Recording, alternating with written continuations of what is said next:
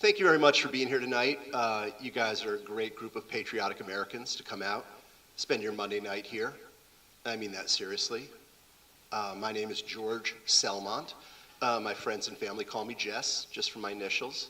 Hopefully you will all come to call me Ges in the future. And I am one of the two candidates here for to be the Democratic candidate for U.S. Congress in the 6th.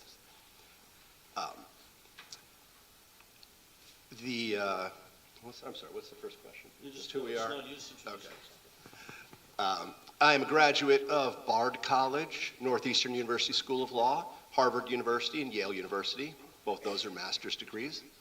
I was a White House intern for President Clinton, and I've been successful in law and in business and higher education. I've been married for 24 years to my wife. We have 2 boys who are in college. We have 3 homes. We're very fortunate. We have our primary residence, which is in Elkton, Florida, which is in St. Johns County. I have a beach house in Ponte Vedra. And then we have a horse property in South Carolina, which we rent for $1 for 10 years to a not-for-profit that breeds the indigenous local horses in South Carolina, if any of you are horse people. I know this district extremely well. I think that if you have kids, especially kids who are athletic, you find that you spend a lot of your times on the bleachers, sometimes boiling hot aluminum bleachers, located throughout the 6 counties here at baseball parks and football stadiums. We had our own state championship game right down the street here in Daytona Stadium, our high school championship game. One of my sons attended Embry-Riddle last year. I've been fortunate to consult over at Bethune-Cookman. And my face is recognized in Ace Hardwares from East Palatka to St. Augustine Beach to down here in Daytona. This is a really unique opportunity, this special election. I have respect for Josh. I think he's a talented candidate. I think there are some differences between the two of us, especially our theory of the race. And I think we'll probably get into that in the next few minutes, but appreciate you all being here. Thank you, Jess. Well, good evening. My name is Josh Weil, and I am your next U.S. Congressperson in Florida's 6th District. This has been an incredible race and campaign so far. So for those of you who I haven't met yet, I'm a teacher.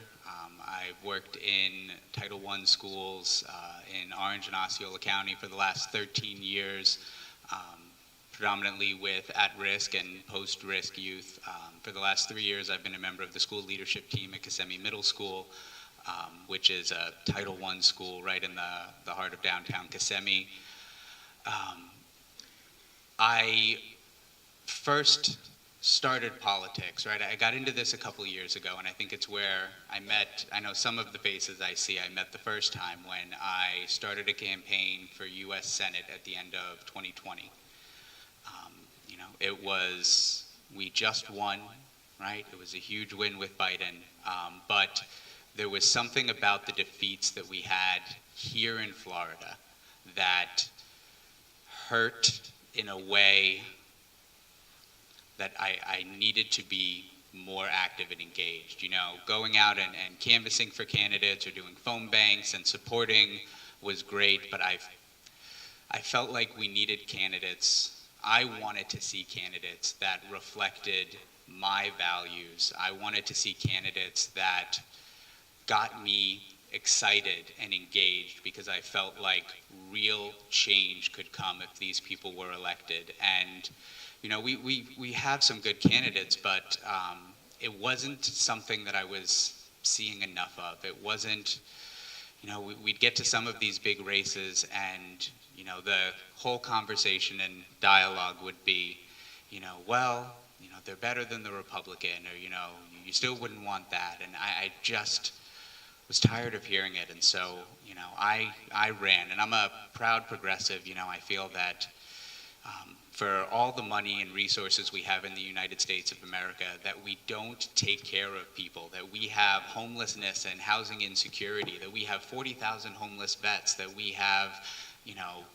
60% of people have less than $400 in the bank account. The average net worth for people over 40 in this country is $213,000, and the average net worth for people under is $7,000. It's gotten to a way where, the United States of America should, before anything else, take care of the people who live here. And, that's the type of government that I want to be a part of, and that's how I want to represent and serve the people in this district. Okay, the first question is to briefly describe any previous experience running for office and lessons learned from the experience. What makes running for this office now more appropriate for you instead of during the recent general election, which of course it was open for? So we'll start with you. We'll just go back. Okay. So as I guess was just saying, in the 2022 cycle, I ran for U.S. Senate. So I started a campaign. I found all the information online with things like Run for Something and the resources at the FDP website. And, I started a campaign out of my garage during COVID, which was actually not the worst thing, because if you're running statewide and you have the opportunity to be in meetings in Pensacola and Miami at the same time, because they're all on Zoom, made it very handy for the first 4 to 6 months. But after that, it was hitting the road. It was getting out and traveling across the state. I visited all 67 counties. I met with Dem organizers and DECs, the clubs, caucuses, voters. We did meet and greets in parks. We had all sorts of events. And, there's a lot of red counties out there. There's a lot of people, there's a lot of districts where, even if you're targeting Dems or going through a neighborhood, you're going to run into Republicans. And, getting the opportunity to listen and hear what we're not getting otherwise really made me believe more than anything else that we should be winning this state. Whether they call themselves Republicans or not, you sit down and talk to them, and the needs they have and the things that they want are what we're offering. But they've had 24-hour disinformation for the last 2 decades telling them it's not. One of my favorite stories is I was in a park, and this Republican man came up and he wanted to talk to me about Medicare for all. And he's like, I know you're just trying to give health care to the legal immigrants, and and you don't care about Americans, and you want me to pay for it. And so I said, okay, sir, that's totally fine. I'm like, can you help me then? Can you describe, right? You build the program, and I'll fight for it. So tell me, what type of health care program do we need? And this guy goes, well, first thing we need to do is get rid of the insurance companies, right? You need to get rid of the insurance companies and just make it so that way if I get sick, I can go to a hospital or I can go to my doctor, and if I need medicine or if I need my insulin, I can just go get it, and that, Americans, real Americans are taken care of, that all Americans can just get what they need when they're sick. And that man did a fantastic job of describing Medicare for all for me. He just didn't know it. We have what they want. And we just have to be able to get that messaging out to communicate and reach them. And so, that was a driving force for me the first time. I suspended my campaign before the filing deadline, so I wasn't on the ballot in 2022. But it's been a driving force of this campaign as well, of reaching out, being able to listen and to make those connections and help them recognize, where help is coming from.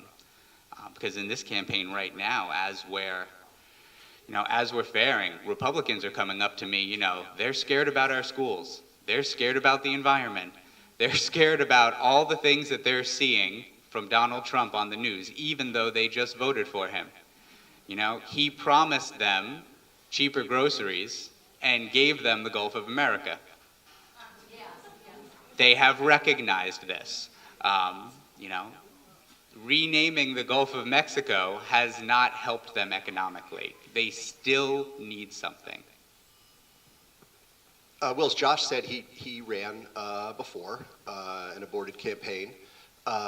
In 2018, I ran a full campaign for U.S. Congress in the 4th District. I ran an 11-month campaign. I was the candidate in November in the general election against John Rutherford, the incumbent. We spent about $140,000 on that race. It was a very successful race. I learned a lot about being a candidate. I learned a lot about managing volunteers and managing staff. And hopefully I'm doing that a lot better this time. One of the benefits of qualifying and being the candidate in an 11-month race is that you get poked and prodded by all of you guys, and you come to these meetings an awful lot, and you stand up in front of a lot of people, and all your beliefs are on your website and on the internet and on social media. And so I've been vetted by the public. So you have somebody who's run on the first coast of Florida, who is a qualified candidate and qualified again for this election. What makes running for this office more appropriate? What I learned from that experience in a heavily gerrymandered district, which this district is heavily gerrymandered as well, is that it's really futile to run in those districts to win. It is very valuable to run to encourage voter turnout, to register people to vote. But these districts are mathematically designed to make it impossible for us to win, except in a special election.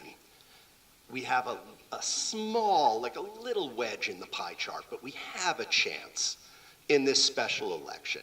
And that is why both of us are running, because it's a special election, the rules are a little bit different, it's a sprint, and we have the gift from the Republicans of a horrendously unlikable Republican presumptive candidate in Randy Fine.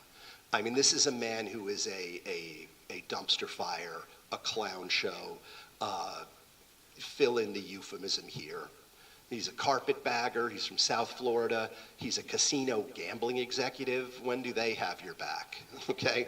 So we're really handed an opportunity and a possibility, and that's why, and both of us are running. So the lessons learned from the first experience? Yeah, lessons learned from the first experience, it's incredibly humbling to get 4,000 votes. I mean, 120-something thousand people walking into a voting booth and seeing your name and pulling a lever. I mean, that is awesome, and it is humbling. The second thing is, and I'm sure Josh would back me up on this, we don't get any feedback until Election Day. Is that my time, or is that just somebody's? Okay. We don't get any feedback until Election Day. The only other feedback we get, honestly, is when y'all write a check. And I just want to tell you how sacred that is. Like when we go home at the end of the night and we go, how do we do tonight? And you turn on Act Blue and it's going ding, ding, ding. You go, wow, I resonated. I mean, I know cash in politics is crass, but it really does for a candidate. That's the only affirmation that we get, that you liked what we had to say and that you appreciate us campaigning and you want us to keep going. So honestly, when we joked about this, like every time Donald Trump drives you crazy, go to our websites and hit that $10, it'll make you feel good. I love that amortization schedule, I mean, would you take $1,000 or would you take $10 every time Trump pisses off a Democrat? I think we know which one we would pick. But so those are the things you really learn. You really learn that when somebody takes out a check and they write your name in cursive and they hand it to you or they lick a stamp, man, that means a lot as a candidate. And honestly, what a great pursuit this is, to talk to people about democracy all day long. I mean, it's not we're not doing this to get rich or famous. We're doing it because we are democracy addicts.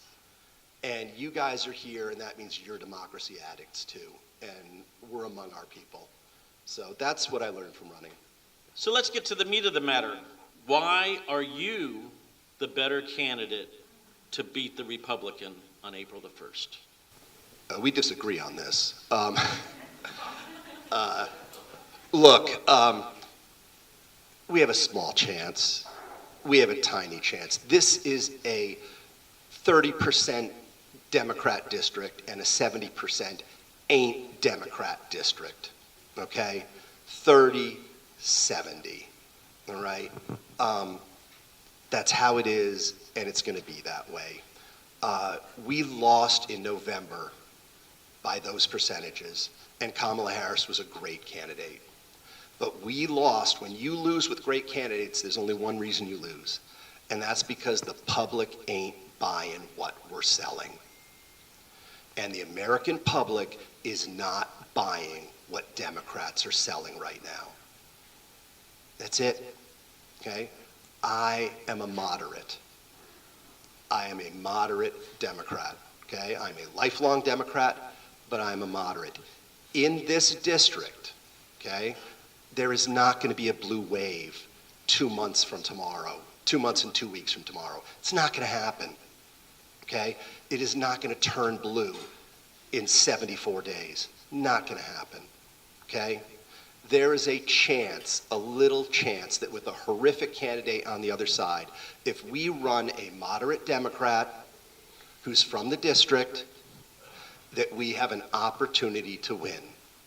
I do not believe that my good friend Josh from Orlando, I do not think that the people in this district, in a 30-70 district, are going to turn out in 2 months and elect somebody who is progressive. Okay? Josh is a progressive. He has been endorsed by a large amount of progressive groups, and I'm sure a lot of people here are progressive.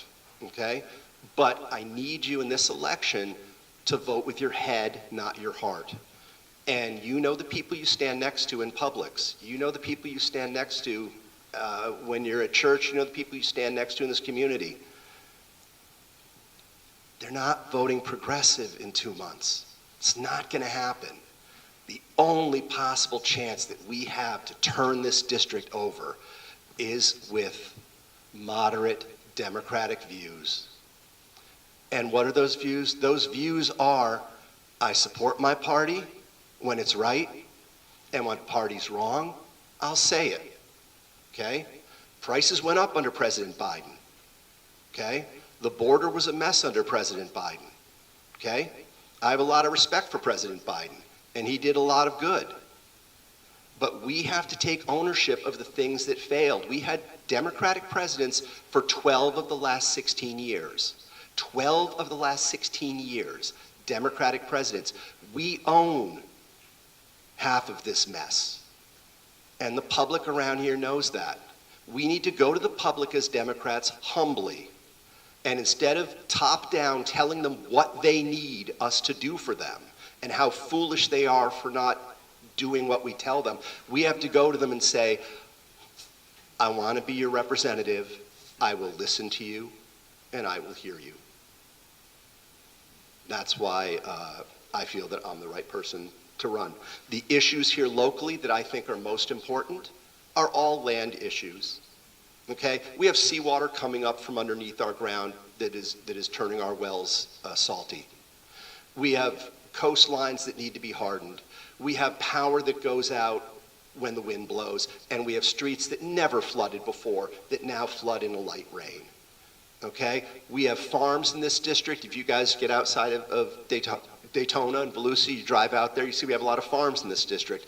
And we are plowing under our farms, and instead of planting cabbage and tomatoes, we are planting tract homes. It is unsustainable to use our land like that. Okay? Insurance is unaffordable for people. The federal flood insurance program is always on the brink of insolvency.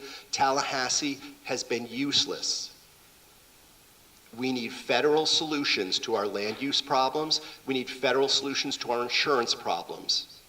Okay? The state-by-state insurance rubric where insurance companies can just pull out of a state right before you put in losses, that can't go on anymore. Okay? But all of our issues in this district have to do with our land. And our economy cannot be based on our land. So that's why I'm running. That's why I'm the unique candidate for this. And that's our path for moving forward. A moderate Democrat in this district who's going to listen to people and hear them. I think a lot of it comes down to messaging. Messaging has been what has hurt our candidates in this district in the past. Bishop Stockton, who just ran in November, is a great man and was a fantastic candidate. But when you only raise $34,000 and your opponent raises over $3 million, you're at a 100-to-1 disadvantage in funding and spending. Messaging ain't free. We have to be able to raise money to get our message out, and we have to have a message that people can believe in. And as inspiring as Jes's message of "we can't win" and "people don't like Democrats" might be, I think that we can do a little bit better. I'm proud to say that since starting this campaign on December 5th, we have raised over $300,000 in Josh Weil for Congress with over 13,000 individual donors. These are numbers that the District 6 Congressional race has not seen since 2018. Right? Now, we know Bishop Stockton lost by R+32, and that's what we keep hearing. Randy Fine was asked the other day how he's going to campaign, how he's going to pivot or turn after January 28th. So I don't got a campaign. Didn't you see what happened in November? We won by 32 points. Well, R+32 isn't indicative or representative of the people there when one candidate can get his message out at 100 times the power of the other. Right? If we go back 2 years before that, we didn't have a Dem candidate, but back in 2020, the Democratic nominee for Congress in District 6 only raised $24,000. In 2018, we had a candidate with competitive funding, and it was an R+12 district. Okay? Do they have more registered voters than us? Yes, that's acknowledged fact. But the power of messaging, if you can afford to get your message out to people, there are people who will respond to it. And what we've seen in the past in 2018 when Ges ran in District 4 is that people did not respond to a moderate message. The Division of Elections releases the splits for the gubernatorial race from every congressional district. And while Ges earned 32% of the vote in that district, on the exact same ballot, in the exact same ruby red East Coast Florida district, Andrew Gillum earned 47%. 47%, right? Progressive policies got 47% of a vote in a ruby red district in November that year. 50,000 people started their ballot by bubbling in the little circle next to Andrew Gillum, got one slot down, saw Jes's name, and swerved right to John Rutherford. Okay? We can talk about if you think a moderate is successful in Florida or not, but the election results don't lie. Right? And look, we look around our state and we know who are our most successful, who are our most popular Democrats that are in office right now. Noted moderates like Maxwell Frost and Anna Eskamani. Right? People need hope. People need to know that there is someone who is willing to work for them, regardless of who they are or where they're from, because every single person matters. Every single person deserves to be able to live and live comfortably. We have to eliminate housing insecurity. We have to make sure people have access to health care. We have to preserve Social Security, right? And this is not, we have to preserve Social Security for Democrats. We have to preserve Social Security for everyone. And these messages do resonate with everyone because everyone is hurting. Everyone needs help right now.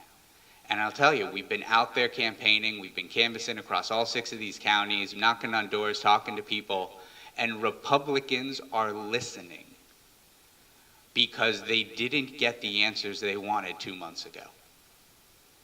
So yeah. Is that my time? So yes, I believe we can win because it's a special election and it doesn't matter how many registered Republicans there are like it did in November. When we have 95% turnout in November, yeah, if you have more registered Republicans, you're winning. Special elections are expected to have between 25 to 40%. So then it's all about how many people can you get out.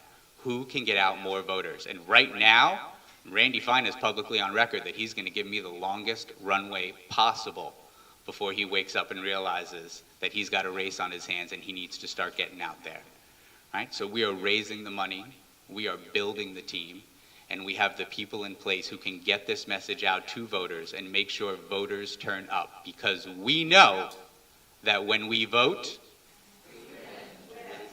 Well, I think you both know already that we have 2 really articulate candidates here. I'm really enjoying this. but I'm an addict too. Okay, so what strategies should Democrats in Congress, because that's where you want to be, use to prevent the incoming president from implementing policies harmful to the American people?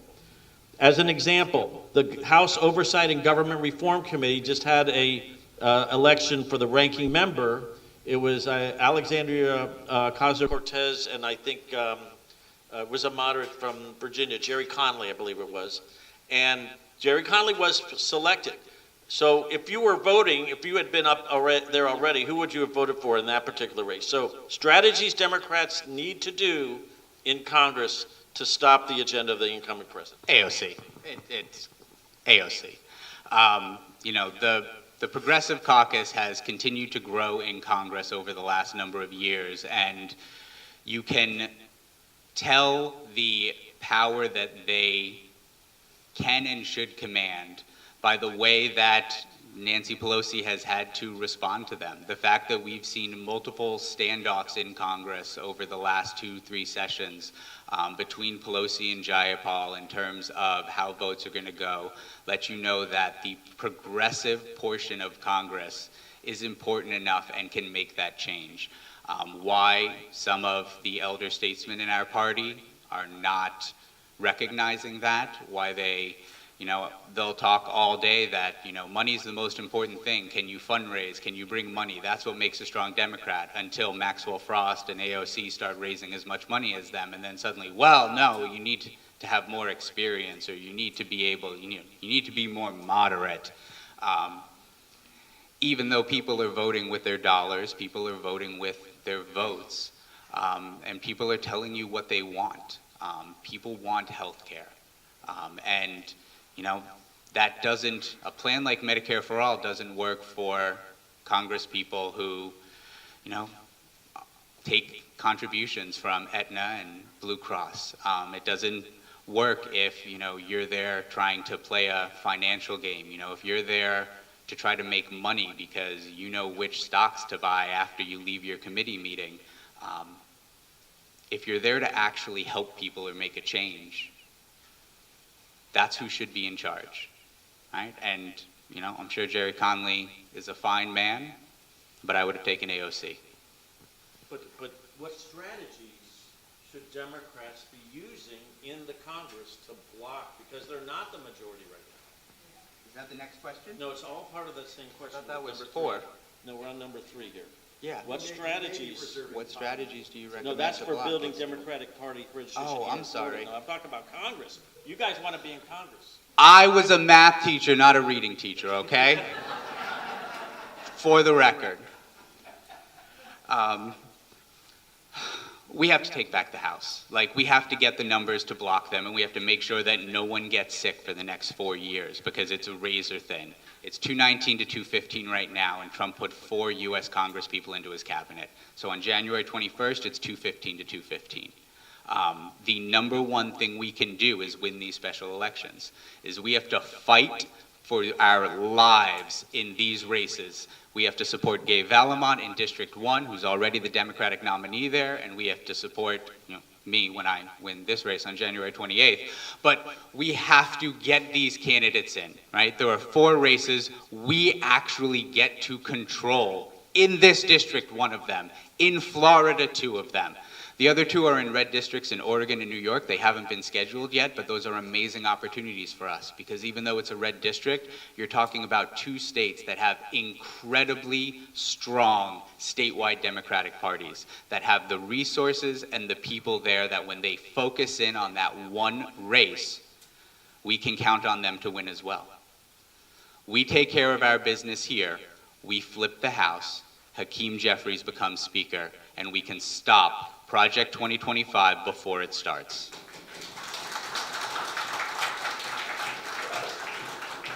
So, Ges, again, what strategies should Democrats in Congress be using? And I use the House Oversight and Government Reform Committee, which is a prominent committee, with the example of how the current makeup of the Democrats went with the moderate, as opposed to AOC.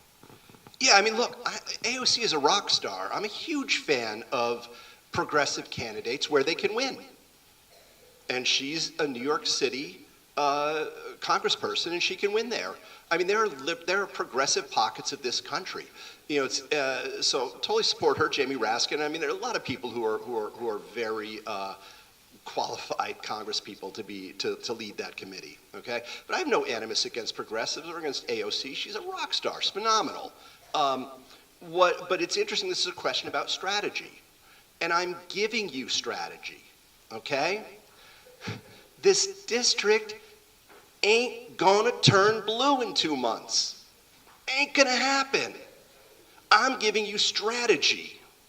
Strategy that we should adopt in Congress is the strategy we should adopt here, which is the don't let the perfect be the enemy of the very good. Okay?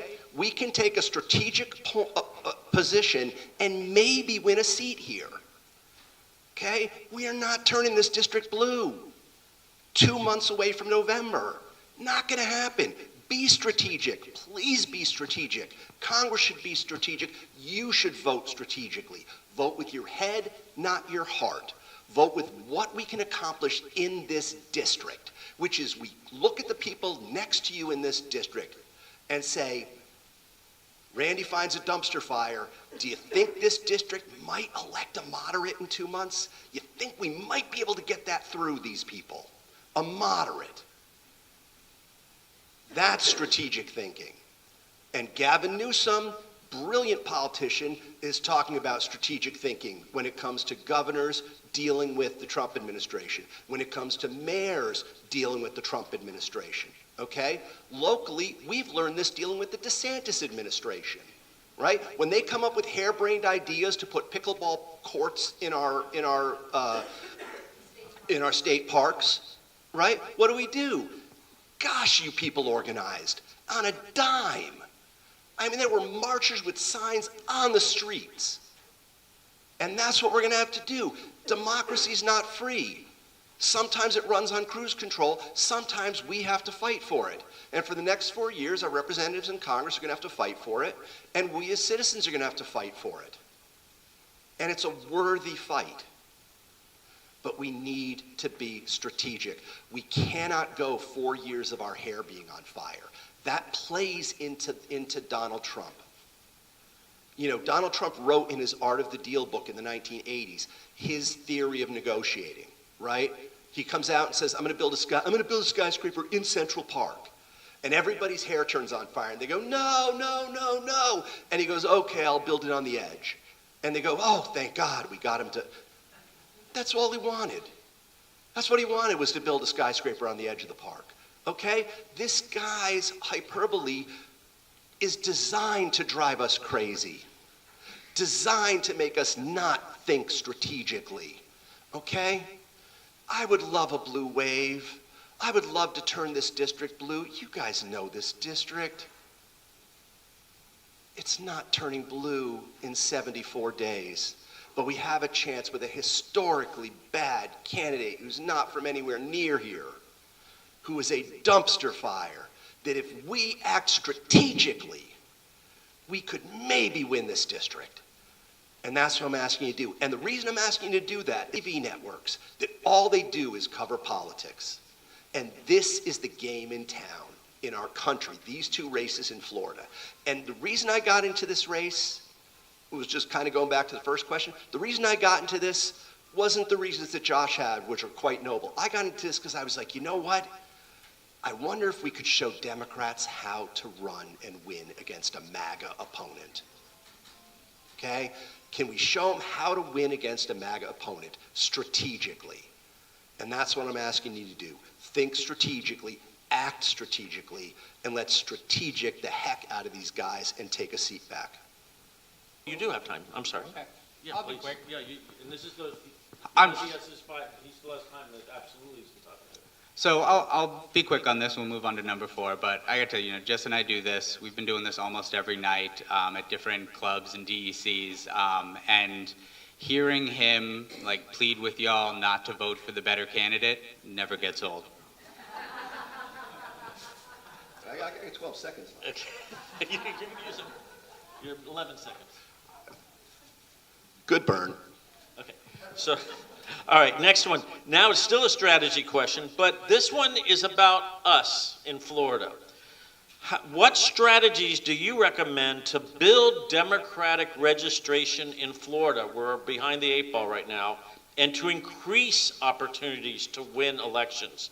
Should Democrats be running everywhere or focus their resources on races considered more winnable? I mentioned it before. We're candidates. People need to run, and candidates need to be encouraged. Okay. When and I'm not speaking disparagingly of anybody, but when I ran in 2018, I didn't even get a thank you note from the Democratic Party, from our chair after we won. I mean, candidates, and I know boo-hoo-hoo, poor candidates, but candidates, they lay out a lot. And they get up there and they get poked and prodded in public, and people take opinions of them, and people go through their trash, and people go through them online, and it's very invasive. And we need to respect candidates just a little bit more. We did the same thing to Kamala. I mean, what an amazing candidate she is. Amazing. It's a woman who's an attorney general of one of the biggest economies in the world. And then she's the senator of that state. And then she's the vice president of the United States. And now it's like she's a butt of jokes from people. I mean, she's an amazingly impressive person. And she didn't try to lose. She ran into a buzzsaw. Okay? Same thing with Hillary. Oh my goodness, what a qualified woman.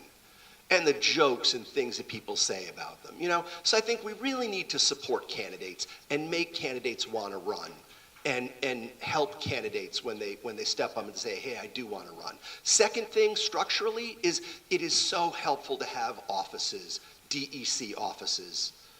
We see the difference between places that are able to have an office. This event with this type of technology, this is the stuff that we need to do.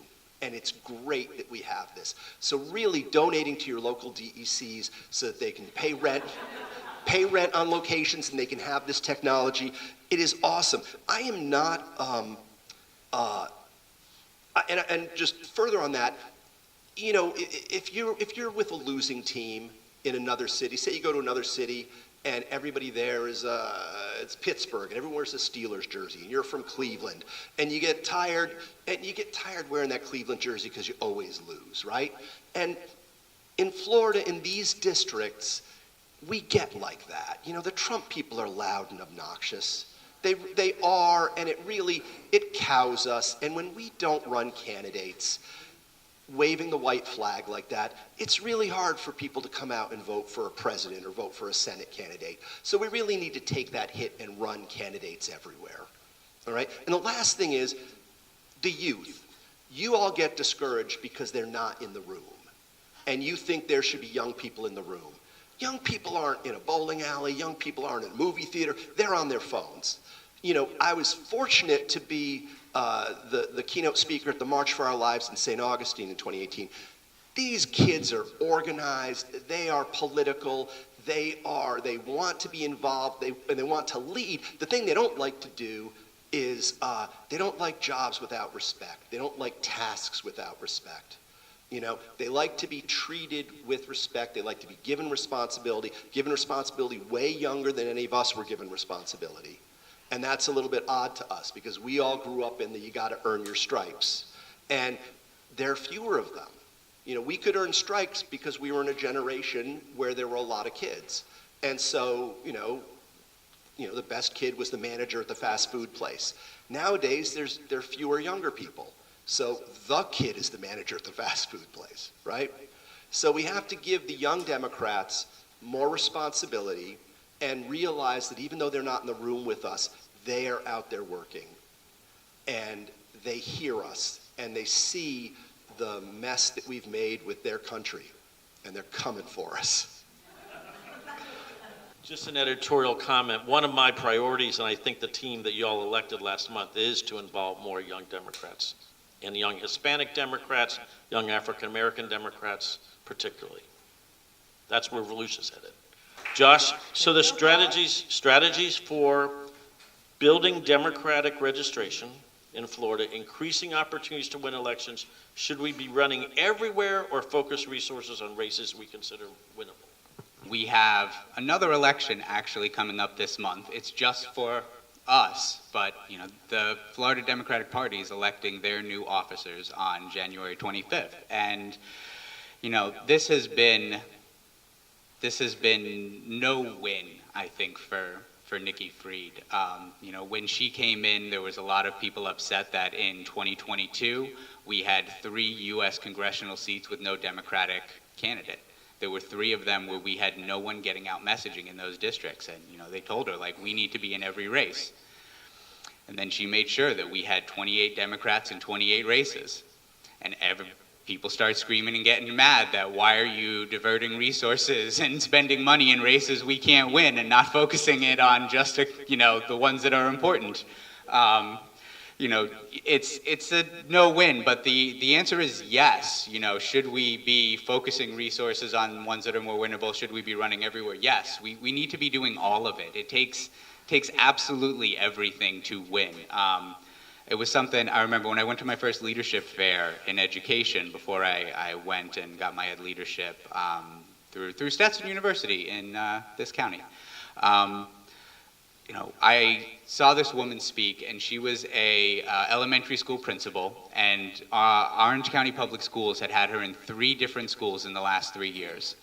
And the reason was because every time they put her into an F school, she turned it into an A school in 1 school year.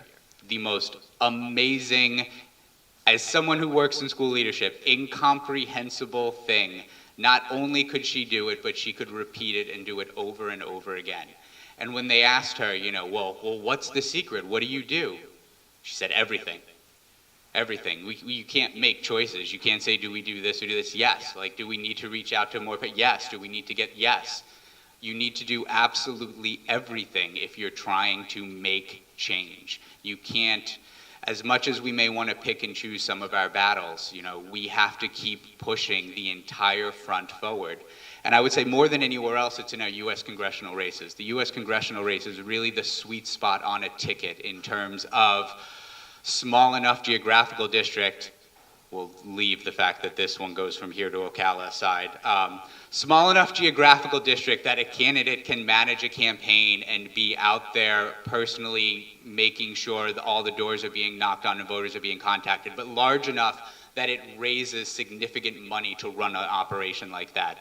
And if we're going to have any chance in our statewide races for U.S. Senate or for governor coming up in 2026, we need to make sure that we have 28 candidates in there, because we cannot afford to give up 2 or 3 districts where there is no one carrying the weight for the ticket, right? Whoever is our next nominee for governor is not going to be able to spend every day in District 6. But whoever's the Democratic nominee, it'll probably be me running for re-election, but whoever's the Democratic nominee in 2026 for District 6 will be in District 6 every day. They will be leading that. We need 28 of those, and 28 of them might not exist right now, but I watched, it was my pleasure to be able to support and to watch Barbie Hardin Hall in District 11 this last year take a district that had been long ignored and forgotten and go out and hit the street every single day and get people excited about Democrats in a red district that no one had bothered because, hey, it's Daniel Webster's and he'll be there till he dies. And, she may not have won, but that's the type of pushing the line forward we need to make in every single one of these districts that we don't already have. And if we push the line forward with a candidate who can do that in this cycle, and in the next cycle, and in the next cycle, we will start taking those seats. We will start having the infrastructure to be able to win and compete in these areas. Because it's hard when you go to some of these districts or counties, you look up who's elected. We have more than half the counties in Florida have no Democrats in office. And there might be some Dems on school board that ran as MPAs, but there are no Ds next to the elected officials in more than half of the 67 counties in Florida. And there's a big difference between the access you have to the community as a candidate and as an elected representative, as someone serving. Right? So the Republicans who own the state House seat or the state Senate seat or all of the seats up and down in these counties have access to go to schools and community events and work with, am I done? I'm done? It's funny, keeps coming back to being strategic. We are not good at being strategic. We got out-strategicked on the Supreme Court, didn't we, by Mitch McConnell? Okay? We got out-strategicked on gerrymandering, didn't we? All over. We consistently, as a party, get out-strategized by the other side, okay? Everybody asked, you all said, how did we lose in November? I'm telling you, you've got to be strategic. Look at this race. Go home tonight. It's not a progressive race. It's not a progressive district. It ain't turning blue. Be strategic, Democrats. We got a chance here. Vote for a moderate, okay? We got a chance. Be strategic. 2-1 there. Okay, so this will be the last question that I prepared anyway. And this is, I don't know if you've ever had this question before, but I want you to ask each other, what is a question, Josh, that you would like to ask Ges to answer? And Ges, what question would you like Josh to answer? Knowing that this congressional seat is as important as it is, and knowing that this race was giving such little time to operate in, why did you choose to wait 28 days from when you filed to begin running your campaign? It's a good question. 2 reasons. One is that we really thought the holiday noise was not going to help us. We didn't think we would break through it. We didn't think that our mailers would go through people's mailboxes. We thought a lot of people wouldn't be here. So we set a January 2nd start date. Okay? We're doing a lot of things differently. You know, we're a green campaign. We have the money to print as many printed materials as we want to, but we're not. We're trying to reach people where they are digitally. We're trying to target people selectively through their mailboxes. We're not trying to cover the county with the districts with paper. And we looked at this as money spent in December was not going to be well spent. So we looked at this as a short sprint. We also didn't want to blow through money on the primary. We felt that there was an amount of money to spend on a primary. And we differ very greatly on this, the two of us. I don't think it's my duty in this campaign to drive turnout. I think that's the Florida Democratic Party's job, to drive turnout. Josh is an activist. Every minute of his day, he's driving turnout. You know, that's his theory of winning. My theory of winning is persuading the persuadables, and that the Florida Democratic Party's job is to turn out voters. So we have different approaches to it. So that's why I started late, or started on time for us. I thought of all kinds of like gotcha questions.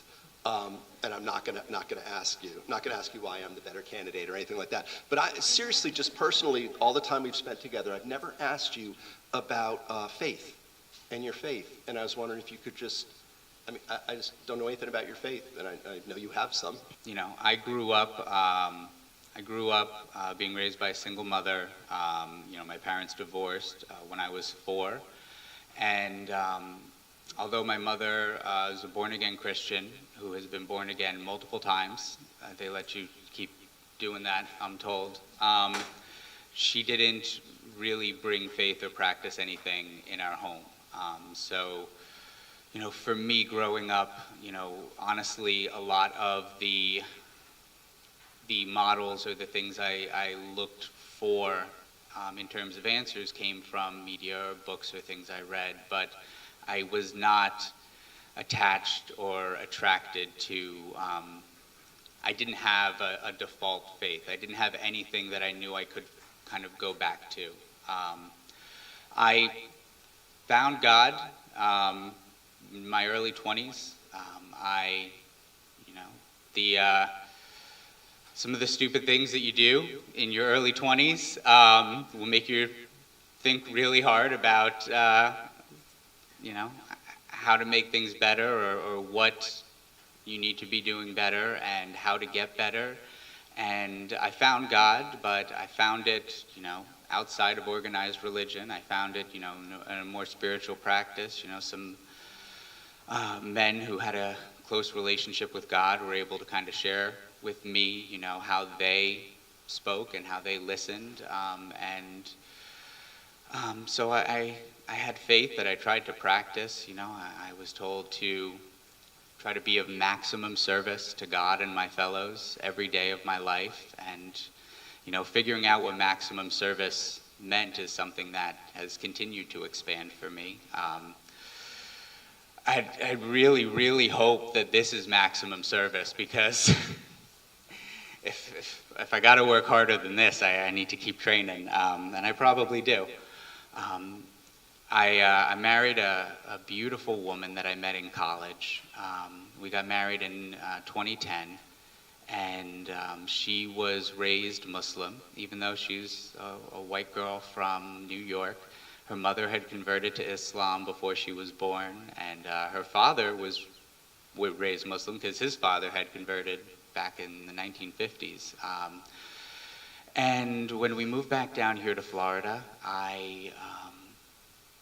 she was very disconnected from her mosque and her community and the people that she knew. So I started visiting and going to mosques in the Central Florida area, and finding groups of, whether they were converts or white Muslims or young women or people that, to try to help her get reconnected and to her faith where she was struggling. And the more time we spent there, and the better relationship, the deeper relationship I got, I had a deep appreciation for the beauty of Islam and the message in the Quran. I took Shahada in 2011. I have no regrets over embracing Islam. The depth of text and resources to study, and that beautiful language, to try to understand a God that is nothing but love, really helped me for a number of years in my life. It gave me opportunities to be of service in the community, doing tremendous outreach with the Islamic Center of Orlando and Imam Tariq Rashid there. And,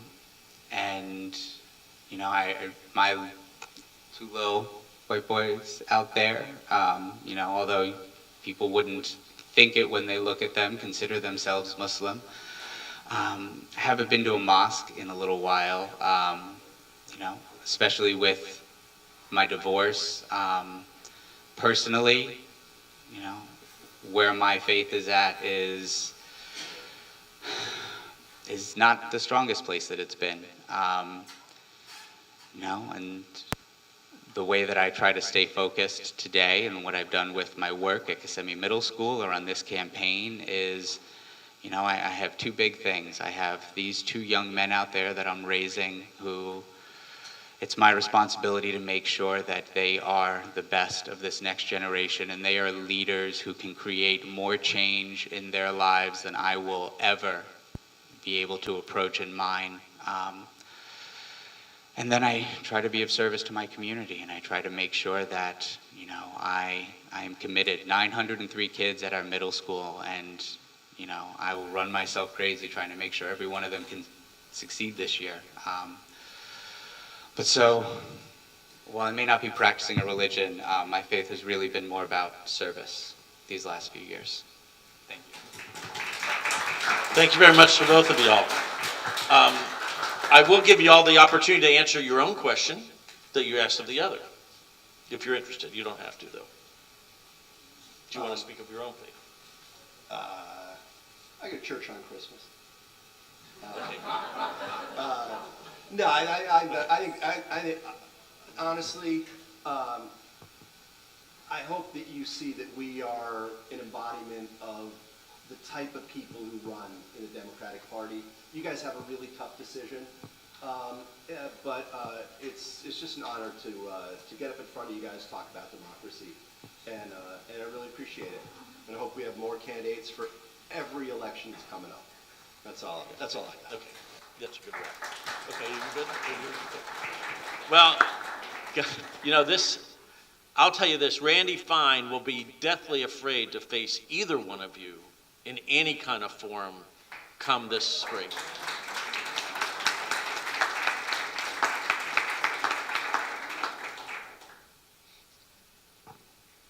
Any questions from out there? Yes, ma'am. Sorry, I have Mike, sir. I'm sorry. Go right ahead. How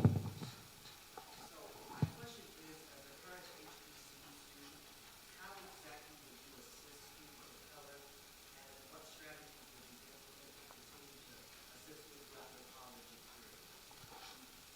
So how would you, what are your strategies to help historically black university students and assisting students of color in success, right? Basically? Okay. We'll start with you and then. Sure. Thank you.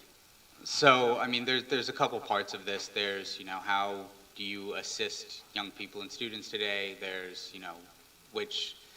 there's overlapping needs there, but then what are the needs of young black men in the community as well? And, generational wealth is a huge advantage for many white people in this country who get to grow up in a house that, was paid for on back when mortgages were affordable on, single working salaries. Their families may own multiple homes, they have rental properties, they have other things. There's wealth that's accumulated for a longer period of time than we have allowed black families to do in this country.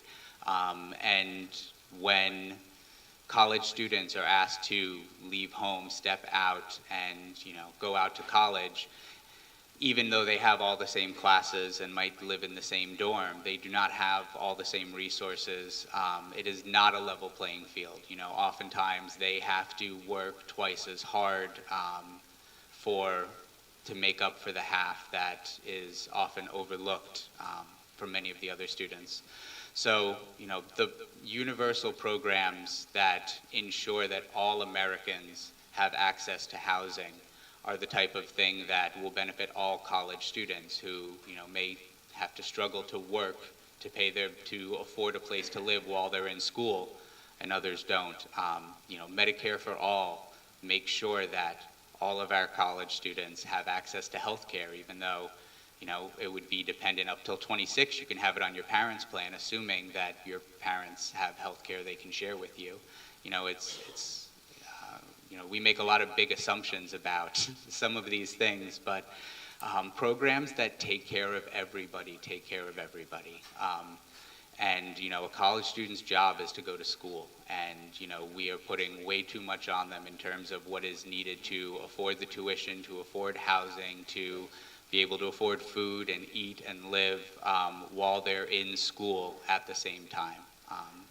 And if you come from a race or an ethnicity in this country that has been economically disadvantaged due to extreme prejudice from the country itself over the course of its history, then it's an even more unfair load that we put on you.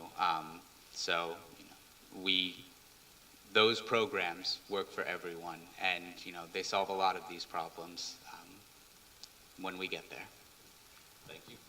And just about the historically black universities in next year. Yeah, I've been fortunate to be a consultant, also a donor for both Edward Waters College, now University up in Jacksonville, and Bethune-Cookman Athletics down here. And HBCUs are absolutely vital. I mean, they are so unique and they are so important in the community.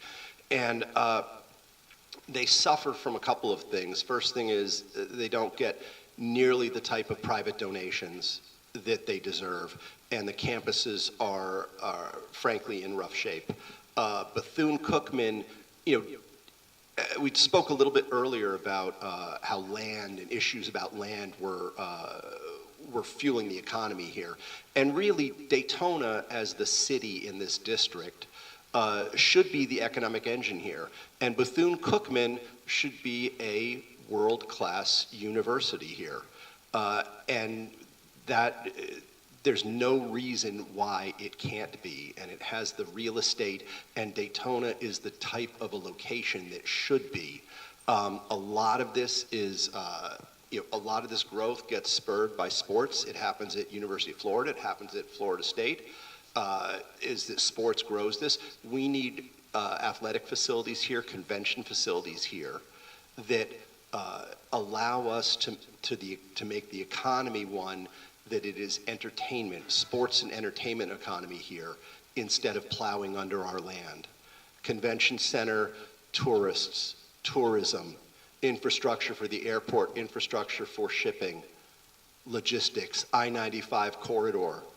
There's so many things that we can do here to make Daytona Beach an active engine and stop plowing down and overpopulating our other areas. So the HBCUs are huge, and I think that, we put a lot of burden on our students. Students just need to be students. And at HBCUs, one of the great things about HBCUs is they get to be students in a residential setting, which frankly, most of their white peers get to be. They get to go off to college and live in a dorm and be at a residential school with fraternities and with a vital social life and with athletics. And so, that's what we need to do, is just raise up the HBCUs because they're vitally important. Thank you very much. Okay, I can do one more because we're almost at 8:15, but yes, sir. I'll repeat it. Both of you are right about the issue, but those are the issues that didn't say. So what is your message going to be in District 6, in this congressional district, to convince a red district to vote Democratic? So what is your message to win on April to get the district to vote your way? There are 5 candidates running, and I'm the one who lives in the district. Again, intellectually, Josh can represent this district, okay? You've just heard him talk for an hour, okay? But in terms of persuading voters, what I would say to the voters is the Republican doesn't live in the district. The 3 Republicans don't live in the district, right? So vote for a candidate who lives in the district, has moderate politics, and understands that flooding and the power going out and homeowners insurance and flood insurance are the issues that you care about. And that I'm not going to try and ram culture wars down your throat. I'm going to listen to you. I'm going to hear you. I'm going to be here. And I'm going to represent you and bring bacon back home for this district. Josh, what's the winning message for the district in April? The number one concerns of people in this district, as we've spoken to them over the last month and a half now, are survivability. How can you afford to live when a 2-bedroom apartment is $1,800 a month? How can you afford to live when you go grocery shopping at Walmart and, a couple of years ago you filled up the cart, it was $150, $160. Now it's $250. These prices have gone up at rates that are not commensurate with salaries. People aren't making 4 times more than they were when gas was $1 a gallon to pay for it when it's $4 a gallon. And one of the biggest issues is homeowners insurance at this point. And it's something that a lot of people, especially on the coast, are hurting from because of the hurricanes. We had 2 really bad hurricanes last year, and the insurance companies are bragging about their record profits in Q4, while everyone in Florida is still waiting for their claim to be paid out. Their record profits are our unpaid claims, and we need insurance regulation, and sure as hell ain't coming from Tallahassee. So these are problems that are going to have to be solved in Washington. The number of problems that we have lately, whether they are in our schools, something that is supposed to be handled at the state level, whether it is insurance regulation, something that is supposed to be handled at the state level, whether it is the housing market regulation, something that is supposed to be handled at the state level, have all gotten worse in the state of Florida under Republican governors since 1998. And these are issues that at this point, can only be fixed in Washington. We need regulations it should be illegal for corporations to own single-family residential homes. Right? And because they are allowed to, they have bought up more than half of the properties over the last decade that have gone for sale in the state of Florida, and they now control the supply, and they control the demand, and they have ensured that housing is inaccessible to the majority of people living here. Homeownership is literally a dream for most people in Florida now, for young people in Florida, because it does not feel real. Right? When 60% of the population has less than $400 in savings account, how the hell are you ever supposed to get a 3% down payment? Right. We have priced people out of living in this state, and the state legislature is not going to do anything about it. So if you need relief and if you need solutions, it's going to have to come from Washington, and you have a chance to make that happen with your vote on April 1st.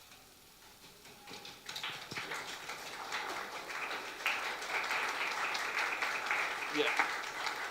Both of you guys, this was a hell of a forum. I really appreciate your being here.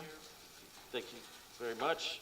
You guys should shake hands as well because you guys are both excellent.